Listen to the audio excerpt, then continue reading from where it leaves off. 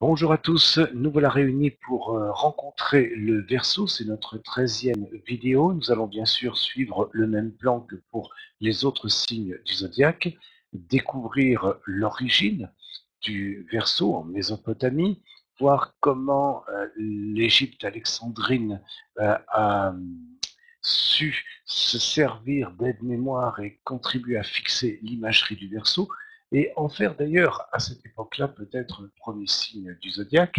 Nous verrons ensuite les catégories qui permettent de pénétrer dans les attributs du Verseau, et enfin nous utiliserons le Verseau comme ascendant, comme maison 1, pour voir ce que Saturne, qui en est le propriétaire, peut nous donner comme information pour ce portrait zodiacal, quitte à ce que vous lisiez ensuite, puis développiez les autres planètes.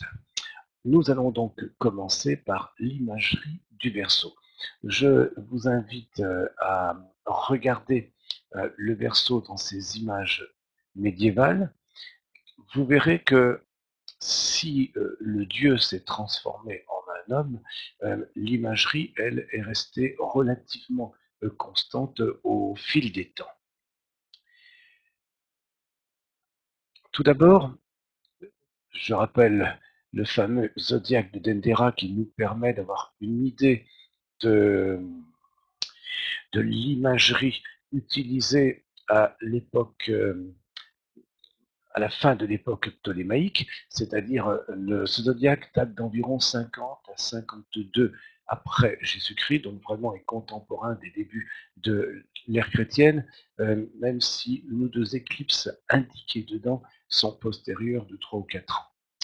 Mais c'est justement intéressant parce que ça nous montre un moment où l'Égypte s'effondre, à un moment où l'empire babylonien et mésopotamien s'est lui-même sorti, disons, un peu du jeu, où l'empire romain, lui, est en pleine expansion, eh bien, cela nous permet de voir quelle est l'imagerie du zodiaque et de voir qu'elle s'est vraiment très très bien transmise jusqu'à nous.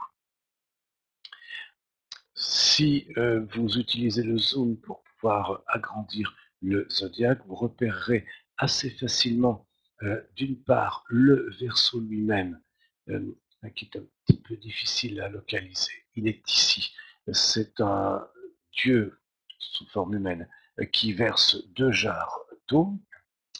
Et si vous regardez attentivement entre les poissons, nous verrons que ça a son importance, eh bien, vous verrez que des vagues sont montrées. Voilà ce qu'il faut en retenir. Il m'a été demandé également une source fiable pour pouvoir comprendre ce zodiaque, parce que bien sûr, je vous montre les 12 signes, mais il y a des décans, il y a certains personnages qui représentent certaines étoiles, il y a euh, des éclipses qui sont indiquées aussi, et comme la documentation, d'une part, est rare et n'est pas faite pour les astrologues, soit c'est une documentation un peu fantaisiste, soit c'est carrément fait pour des archéologues, je vous signale ce petit livre, Le Zodiaque d'Osiris, d'un certain Coville, Cauvi2Le, qui un petit livre, oui, il n'est pas très épais, qui est entièrement consacré au zodiaque de Dendera et qui le décortique du point de vue astronomique, donc qui montre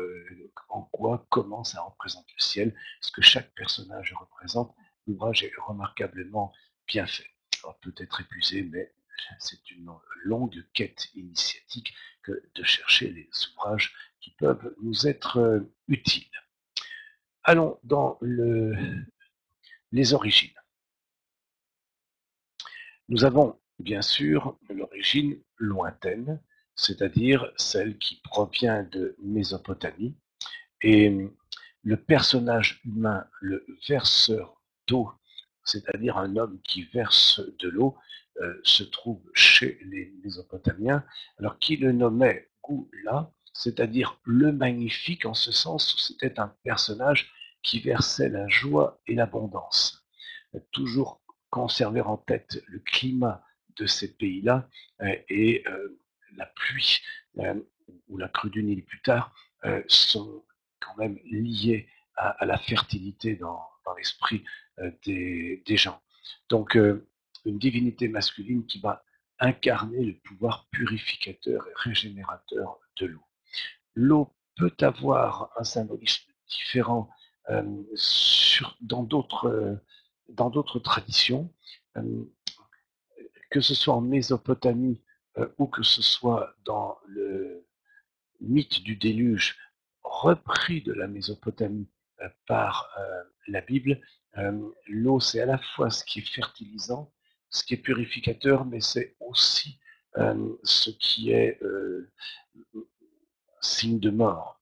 Donc rappelez-vous des eaux qui engloutissent les armées de Pharaon après le passage de la mer Rouge, ou évidemment des eaux du déluge. Alors comme c'est un mythe repris de Mésopotamie, il y avait pour ce qui est des eaux également cette notion-là qui a été d'ailleurs conservée dans le christianisme. Mais je ne veux pas rentrer sur ce sujet. Si c'est notre verseur d'eau, il verse l'abondance. Quant à l'aide-mémoire égyptien, comme vous le savez, l'Égypte était une civilisation très particulière qui devait tout à la crue du Nil. Crue qui ne se manifeste plus puisque avec le barrage d'Assouan, tout a été verrouillé, ce qui contribue d'ailleurs à la fois à éviter les inondations, mais à stériliser les terres. Et la crue du Nil se produisait une fois par an, envahissait carrément toute l'Égypte, et puis ensuite elle se réduisait progressivement. On pouvait alors ensemencer les terres et procéder à une récolte quelques mois plus tard. Il fallait donc connaître, évidemment bien à l'avance, se repérer dans le calendrier annuel à quel moment la crue du Nil allait prendre place. Alors bien sûr, il existait ce que l'on nomme des nilomètres, c'est-à-dire des puits avec des graduations permettant d'évaluer la crue du Nil, mais c'était plus un constat, c'est-à-dire qu'il était trop tard, que réellement un outil permettant l'anticipation. En revanche, si, une fois que l'on eut repéré que la crue du Nil se produisait quand la pleine lune était dans une certaine partie du zodiaque, ou quand, au moment du coucher du soleil, cette partie du zodiaque montait à l'horizon, ce qui revient au même, eh bien, on avait le repère. Et l'on savait que dans 2 lunes, dans 3 lunes, dans 4 lunes, ce serait la crue du Nil. Il est donc logique que l'image représentée soit celle d'un verseur d'eau. Alors ce verseur d'eau a un nom, c'est le dieu Hapi, H-A-P-I ou H-A-P-Y comme l'on veut, et vous le trouverez facilement représenté dans des imageries sur la toile. Il faut savoir que les dieux de l'Égypte portent généralement des attributs qui symbolisent leur pouvoir, ou alors ont sur la tête un chapeau en rapport avec leur pouvoir. Et ici, ce n'est pas très facile à voir, mais euh, vous avez sur la tête des fleurs de lotus, ce qui montre en fait la fertilité, cette idée de fertilité. Et vous avez les eaux qui sortent de deux jarres et qui s'écoulent. Donc c'est le verso ou le verseur d'eau tel qu'il est représenté sur le zodiaque de Dendera. Je vous ai montré également les vagues, tout simplement parce que le hiéroglyphe qui s'est imposé, eh bien, c'est tout simplement une représentation des vagues.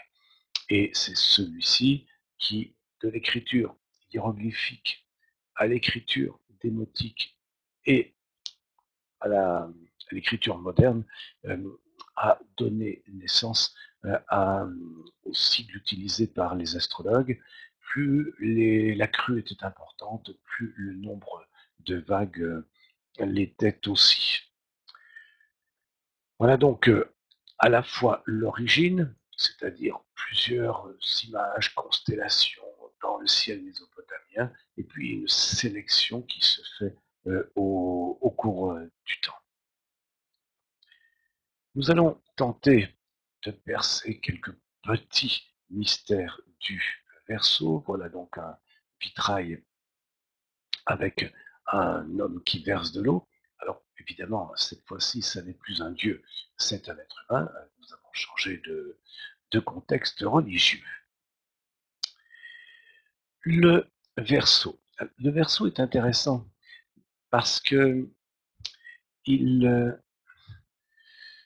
si l'on s'en tient réellement aux catégories qu'il représente, on s'aperçoit d'une part de certains aspects méconnus de la planète Saturne et d'autre part d'un certain écart toutefois avec la réputation que la littérature populaire a pu faire du Verseau. Laissons donc parler ces catégories.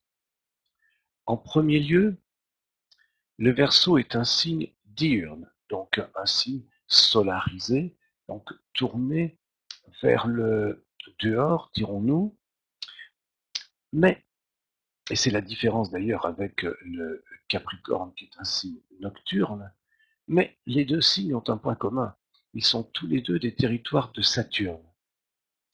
Nous avons donc, dans le cas du Capricorne, le territoire d'un Saturne nocturne, Saturne étant déjà une planète sombre, c'est la plus éloignée du Soleil, et en plus lunarisée, c'est-à-dire nocturne, allant vers le dedans, alors que le Verseau, c'est un Saturne diurne, donc un Saturne solarisé allant vers le dehors.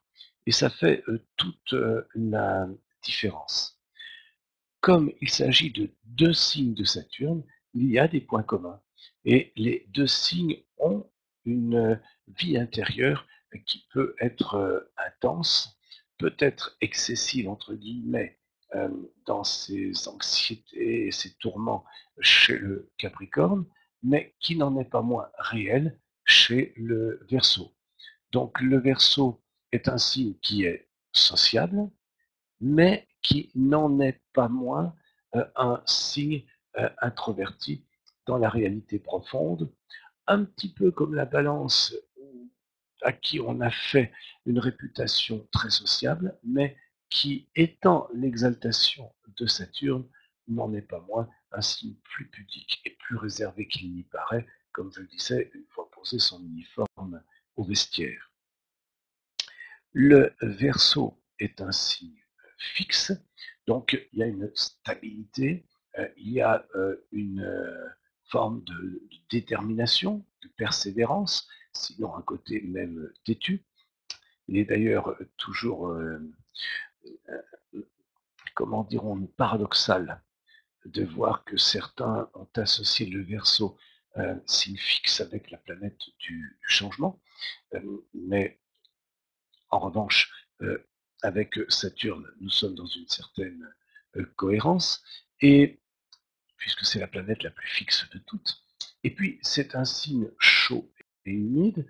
Je rappelle que le chaud associe ce qui est de même nature, mais en revanche désagrège ce qui est de nature hétérogène. Une soudure se fait en associant des éléments d'une nature proche. Donc le chaud a ce côté à la fois agrégeant et dégageant quelque chose, nous allons dire une chaleur ou un charisme si l'on veut, et puis c'est un signe humide, donc un signe qui a une certaine souplesse, qui peut adopter la forme de son contenant, mais je suis obligé bien sûr de cumuler avec les informations Saturne et signe fixe, qui fait que nous allons avoir un signe sociable qui se mêle aisément aux autres dans un groupe, euh, mais qui, derrière l'apparence sociable, n'en maintient pas moins une certaine détermination, une certaine fixité dans ses opinions, sa façon de voir.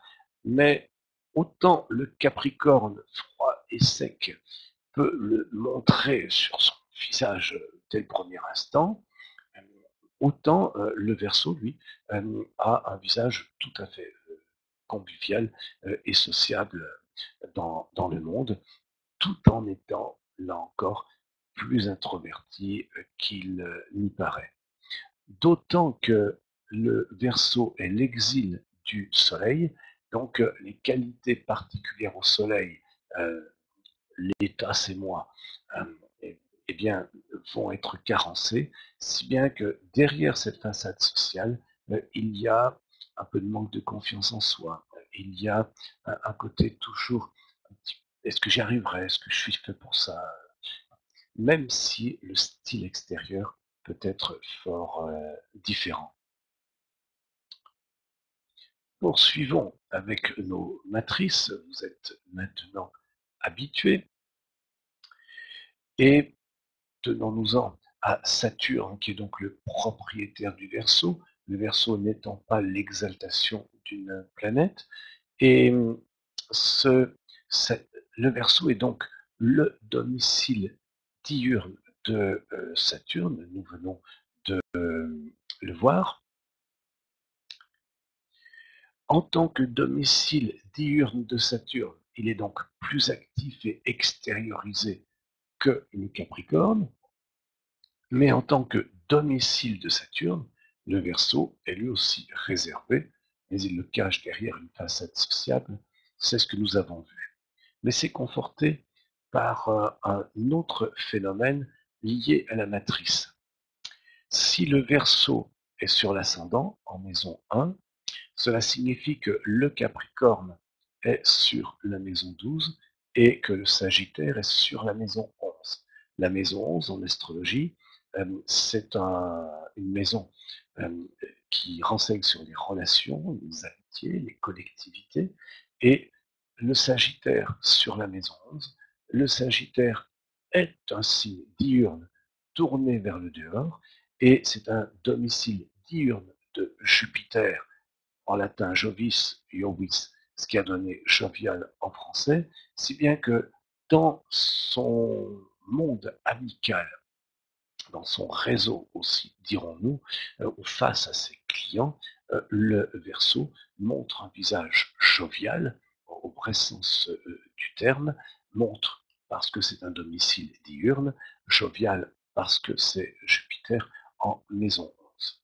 Ce qui ne l'empêche pas, lui, maison 1, d'être domicile de Saturne, c'est-à-dire tout de même intériorisé.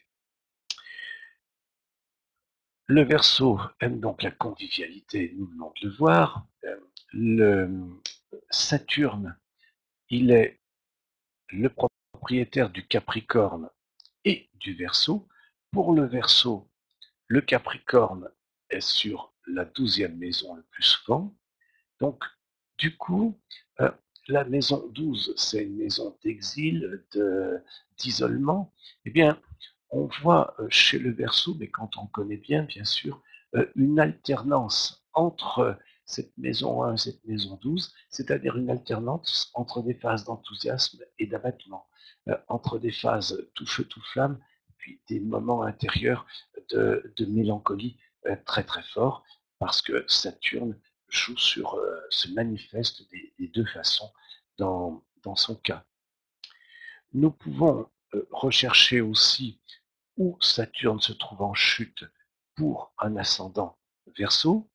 Donc, ascendant Verseau, maison 1, Poisson, maison 2, Bélier, maison 3. Or, le Bélier est la chute, le lieu de chute de Saturne.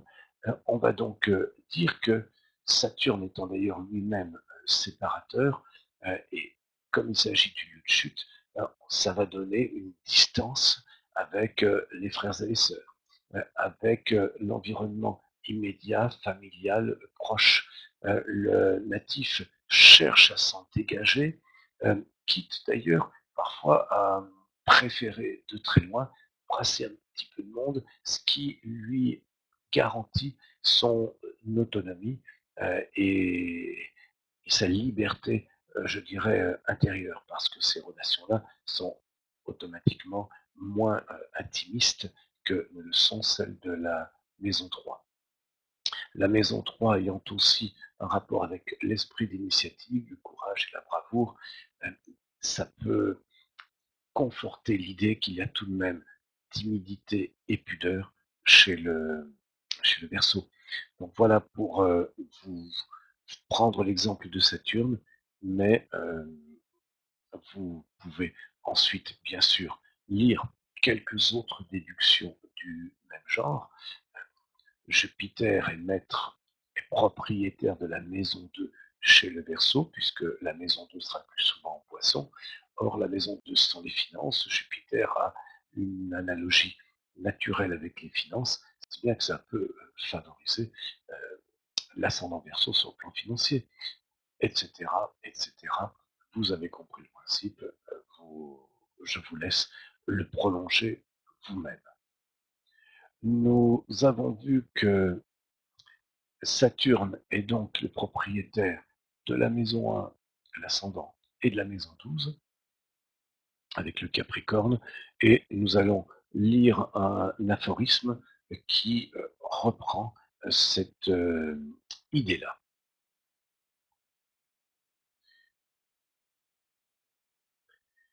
L'ascendant Verseau. Beaucoup d'ennemis secrets. Les ennemis, c'est la maison 12. Et la maison 12, ce sont même les ennemis qui sont dans l'ombre, donc ceux qui ne combattent pas à visage découvert dans l'astrologie classique. Les ennemis, dans une astrologie psychologique concrète, c'est aussi nos propres démons intérieurs, mais qui sont tapis dans l'ombre. Donc, des matériaux inconscients non digérés, par exemple, comme dirait Jung. Et comme la maison 12 n'est pas irriguée par la lumière, c'est l'une des raisons pour lesquelles tout ça reste dans l'ombre et n'émerge pas. Donc c'est aussi ce qui peut être refoulé. Beaucoup d'ennemis secrets, extérieurs ou intérieurs, car le Capricorne, maison de Saturne, est alors en 12. Et l'on vous rajoute, comme à chaque fois, Henri Ranzo vous rajoute, et si Saturne est bien disposé, etc., le né, le natif, sera fortuné dans les choses de la 12e maison. Dans ce cas-là, évidemment, on est plutôt dans l'aspect favorable. Et quels sont les attributs fortunés de la 12e maison? Par exemple, le natif peut s'installer en contrée étrangère, l'exil, mais que ça lui réussisse formidablement. Ou le natif peut s'isoler, ça peut être dans un monastère, mais ça peut aussi être quelqu'un qui peut être en contact presque permanent avec des institutions où il y a des gens isolés, c'est-à-dire des hôpitaux, par exemple.